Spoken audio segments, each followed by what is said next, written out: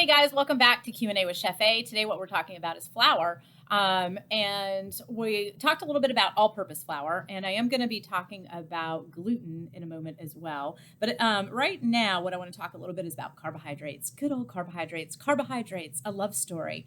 I adore carbohydrates, and I have a soft spot in my heart for carbohydrates because carbohydrates got a really rough rap in the United States, didn't they? Some of you are right now saying, what do you mean they got it? I still avoid carbohydrates. I'm still on a low carb diet. There was definitely a boom for the no carb craze. It has lessened over time. At least I can report that it has in my general area. And the reason that I know is because food trends become very apparent to me here at work. When I'm teaching a series of classes that have been super popular, and then all of a sudden they start to fade off in interest, or I get so many questions from the general public as students come in all week long asking me about cooking tips and techniques. They also are asking me about, well, what if my doctor says I read that? And so we start having these discussions about often about elimination diets, what people aren't eating. So whenever I get talking ever so remotely about what could be perceived as diet or nutrition information, I want to clarify that I am neither a dietitian nor a nutritionist. Bear that in mind as you continue to listen on. What I'm providing you is a platform to consider. That's it. Just a platform to consider where carbohydrates sit in the realm of importance to our day-to-day energy output, and just some ways to think about carbohydrates and a starting point to maybe get with your doctor, dietitian, or nutritionist and see where your carbohydrate intake needs to go. Okay. I am not remotely suggesting that if you are on a low carb diet, you need to stop that. Like I said, I slept in a Holiday Inn last night, but I am no physician. No. Do your research for yourself. But here's just some basics I want to share with you about the carbohydrate situation. We do a lot of bread baking classes here. And bread as a whole, literally as a category, bread became enemy number one in the United States of America. Whoosh, 15 years ago, 20 years ago. I mean, there was a Seinfeld episode about it. Do you remember? George Costanza was off bread, and Jerry was losing his mind over that concept. I do remember very much, and to all my dear girlfriends who went down that road, I am not here to shame you, my loves, but I do remember going out to eat, and it was burgers without buns. Do you remember that craze? They'd order the burger and tell them to hold the bun. Those were dark days, my friends. Those were dark days. Carbohydrates. Okay. So the thing about the no bread thing that always confused me, beyond the fact that I adore bread, is that I also am a super amateur historian. And what I mean by that is the way that people have been eating throughout history is of absolute interest to me. It always has been.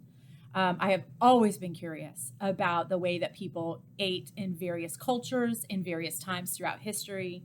I am far more likely at home to be watching a culinary program that is based on food in history than I am to be watching a current chef grill something up. So as an amateur food historian, we've been eating bread for a long time, like a really long time. How long? Okay, I'm going to go short numbers like I do in my classes. I'm going to give you the short story. I'm going to go 10,000 years. Now, here's why I picked that number. I picked 10,000 because we found a loaf of bread that's 10,000 years old. How about that? So I believe that this dig was in Scotland. I feel like it was in the northern UK, and something was uncovered, something was unearthed. They found this carbony looking thing, and they got it into a lab and discovered that actually what this petrified thing was a chunk of bread, wheat-based bread, but more specifically, it was a chunk of wheat-based bread that they could tell had been intentionally leavened. So what that means is that the fermentation that had taken place within it was an edible fermentation. So it wasn't just some random mold that had grown onto this bread. This was worked into it, and it was a type of fungus, or excuse me, a type of bacteria that humans would have used to leaven breads. So I'm going to give us 10,000 years since we've been intentionally making yeast breads. We'll start there. My humble belief is that it is hundreds of thousands of years prior to that. But we'll start with 10,000 because we have it. They carbon dated it. It exists. 10,000 years, the human species has been capable of chewing, digesting, and burning as fuel wheat flour. So all of a sudden in, let's say 2002, 2004, we're all off bread. Nobody can eat bread anymore. Really? That's confusing to me. Rome was built on bread and beer. Let's be super clear with that. Have you ever watched any history shows about the Roman diet? Loaves of bread, gallons of beer. Beer is, as we know, liquid bread. It's yeasted, it's grain-based. What is going on with the no bread? So here's what I want to share with you. Some basic knowledge. It's just basic stuff. I think that the first time I got this lesson, I think I was in health class in 7th grade. And what was broken down for me were 2 categories of carbohydrates that we need to think about. So there are simple carbohydrates and complex carbohydrates. Simple carbohydrates are carbohydrates that have a very high carbohydrate to protein ratio. They may have almost no protein in them, but a very high carbohydrate to protein ratio in favor of carbohydrates makes a carbohydrate considered a simple carbohydrate. These are real base terms here, guys. A complex carbohydrate is a carbohydrate that has a very even carbohydrate to protein ratio. So there are almost as many, if not as many, proteins and carbohydrates together at the same time. So complex carbohydrates, equal parts carbohydrate and protein. Simple carbohydrates, just carbs. There might be a few base proteins in there, but they're very outweighed by the amount of carbohydrate. When we ingest a simple carbohydrate, what tends to happen is that our bodies convert them to a sugar, essentially, and it increases our insulin output. So it raises our insulin levels when we consume simple carbohydrates. When that insulin level goes up, our bodies tend to react in a reactionary way to pull that spike back down, and we end up having this pretty hardcore crash.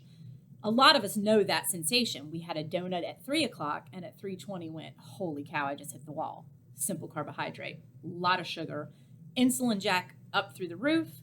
Our body burned through the carbohydrates that were there very, very quickly and very inefficiently. Our insulin levels increased, and then there was really nothing left in this but for our bodies to throw something in here to pull that insulin level back down, and it does an overkill on it and draws us all the way back down. And that drop is what makes us lose so much energy, and we're completely fatigued. That cycle is very detrimental over the course of an entire day, week, month, year, decade. That is rough stuff on our systems. This is the basis of how people become pre-diabetic, things like that. So simple carbohydrates. I also want to mention in the world of carbohydrates, before we move into complex, that if you were to just do a baseline study on foods that support energy for the human body, carbohydrates are number one. Carbohydrates are the number one energy source that our bodies look for when we ingest food. They always seek out the carbohydrates as the first to burn. They are the fastest, most efficient way for us to find energy from the products that we consume. Carbohydrates, it's what we're always seeking out to burn. So simple carbohydrates, the problem is it's like a flash fire. Whoosh, burns it all quickly, boom, hardcore crash. And then we got to do the whole thing again. When we move into a complex carbohydrate, so we still have that gorgeous energy source that all human bodies are looking for to burn as fuel and keep us going for the next several hours. When we balance that carbohydrate source really well with protein, what happens is that as we ingest it, the whole process slows down. And instead of this big insulin spike and then this hard recovery crash, we have a very low, slow burn of the energy. That is that protein carbohydrate combination. And it fuels us in a very comfortable, slow way. It gives our body time to ingest it, our body time to utilize that energy source. Our glucose and insulin levels don't have huge spikes. They move in a very even way. And we will find ourselves not having to crash, not finding cravings or jitteriness after that type of consumption. And we'll also find ourselves fuller longer. It's a much slower ingestion period, so we feel more satisfied for a longer amount of time. Complex carbohydrates. All-purpose flour is a flour that has a high carbohydrate ratio and a bit of protein in it. The protein that we find in wheat is gluten.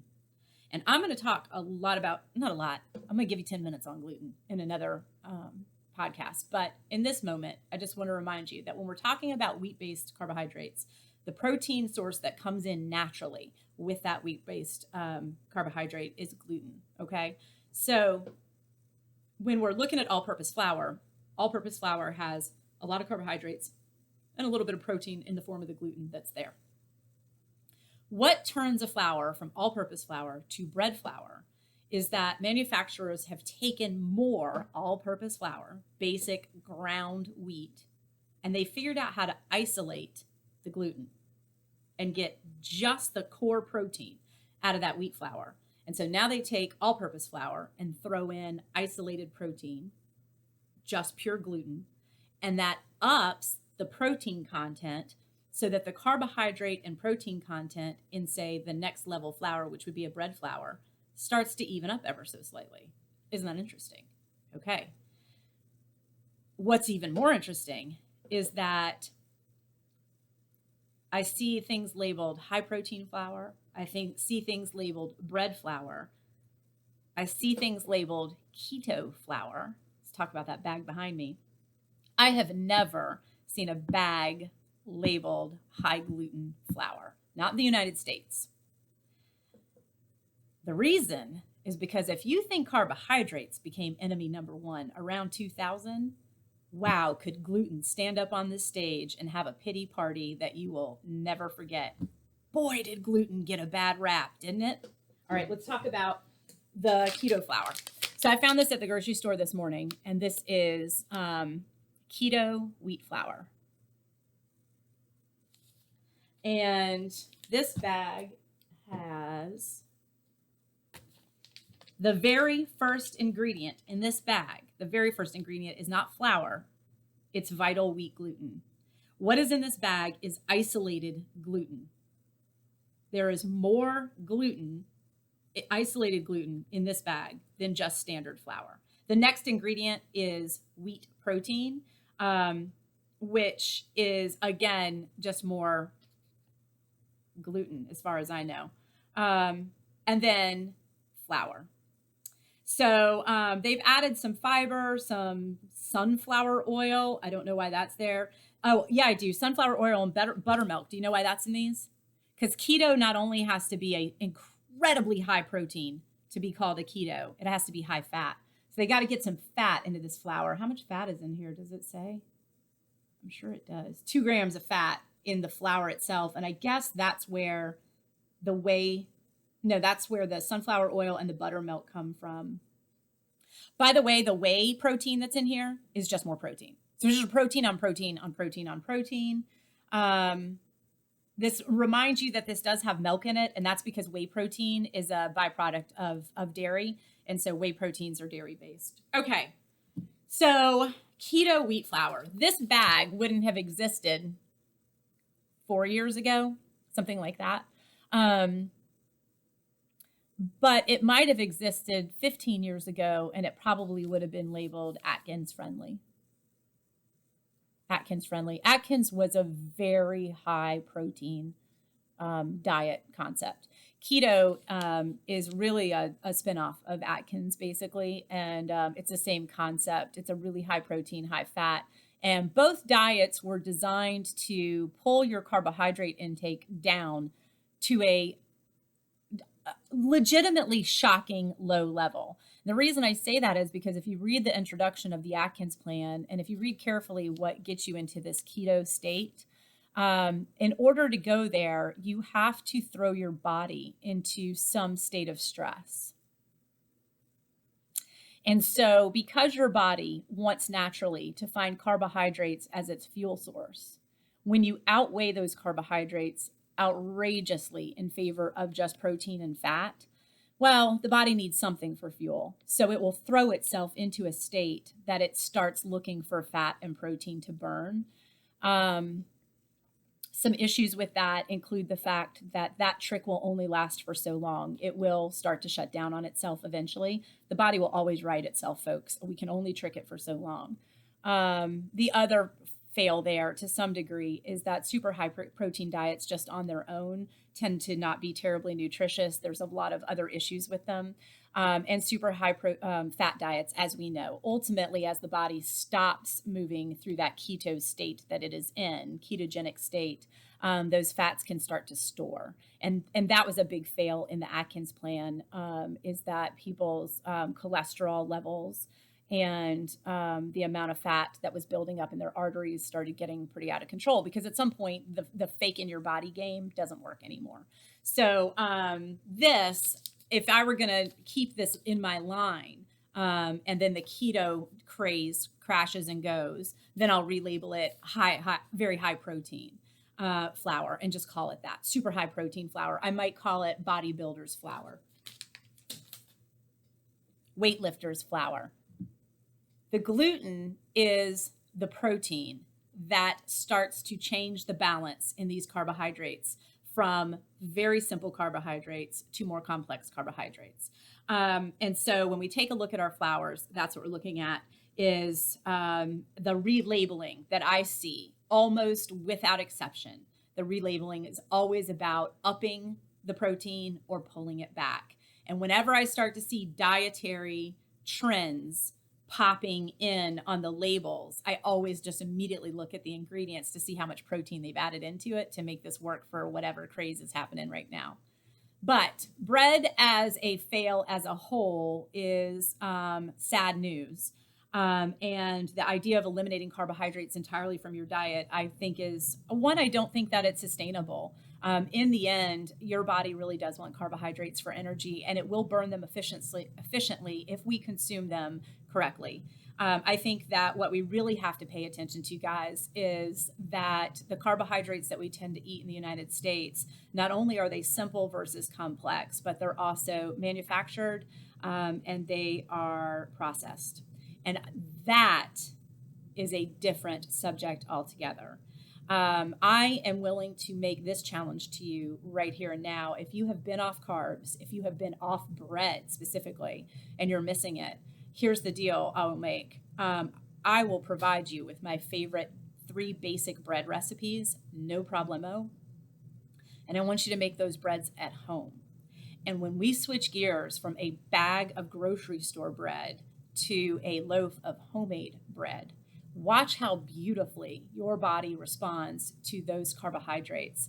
And now you know that if you are trying to do a little bit more of a complex carbohydrate at home, that you can up the protein yourself.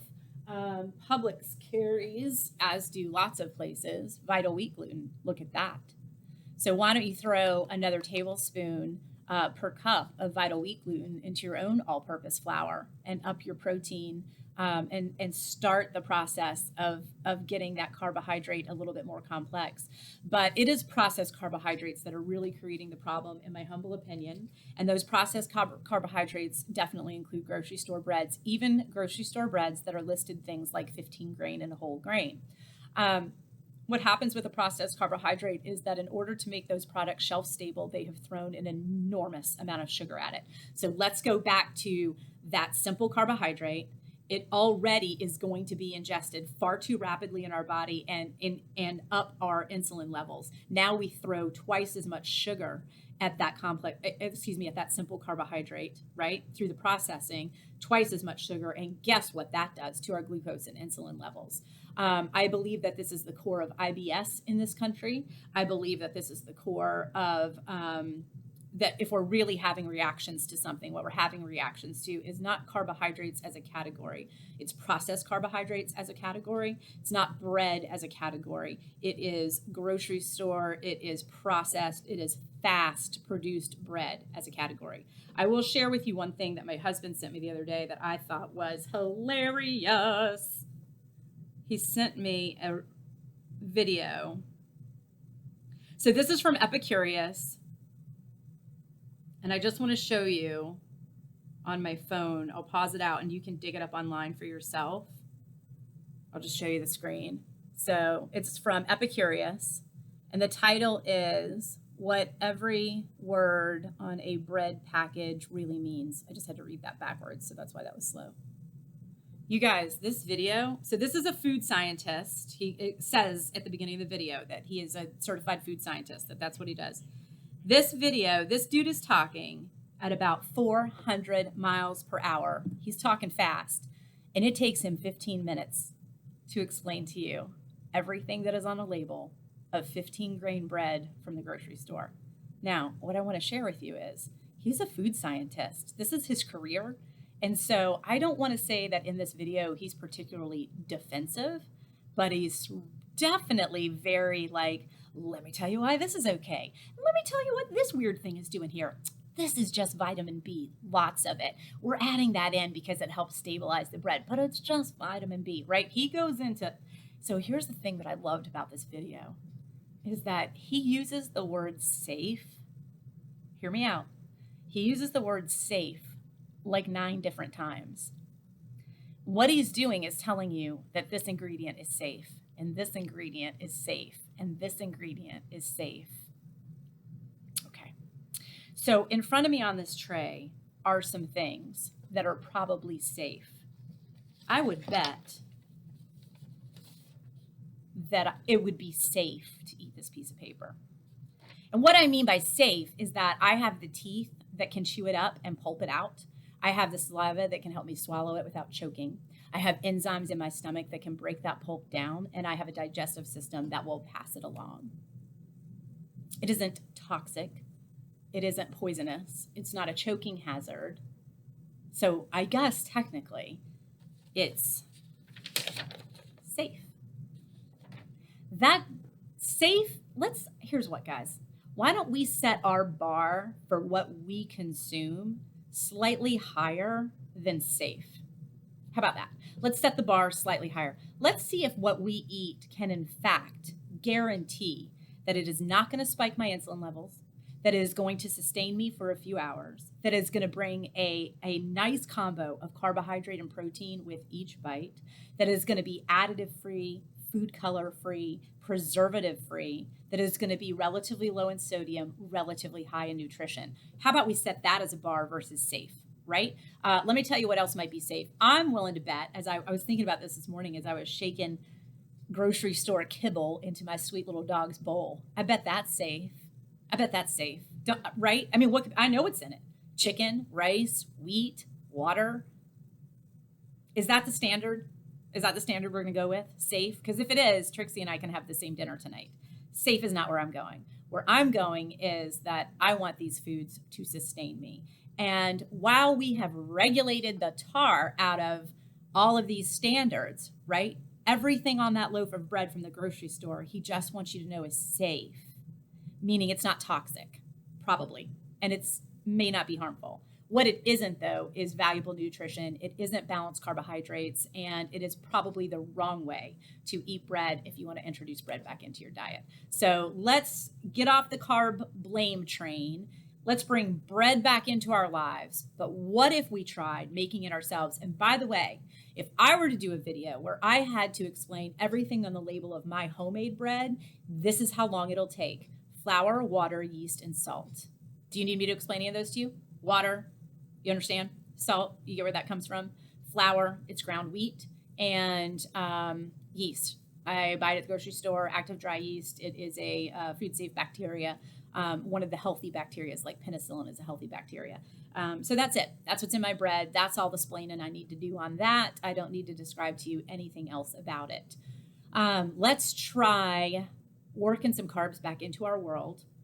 with the comprehension of a simple carbohydrate versus a complex carbohydrate. And in my next video, which will be a little bit shorter, I'm just going to do a quick rundown on some gluten concepts, what that is and how that functions within our baked goods. And we'll talk briefly about gluten-free flour options as well.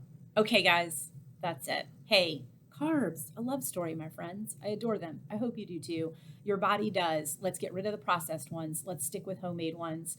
And let's see how it goes. Comment below. Let me know if you decided to introduce bread back into your life after watching any of these. I'd love to hear how it goes. Side note, as I mentioned, I am not a dietitian or a nutritionist.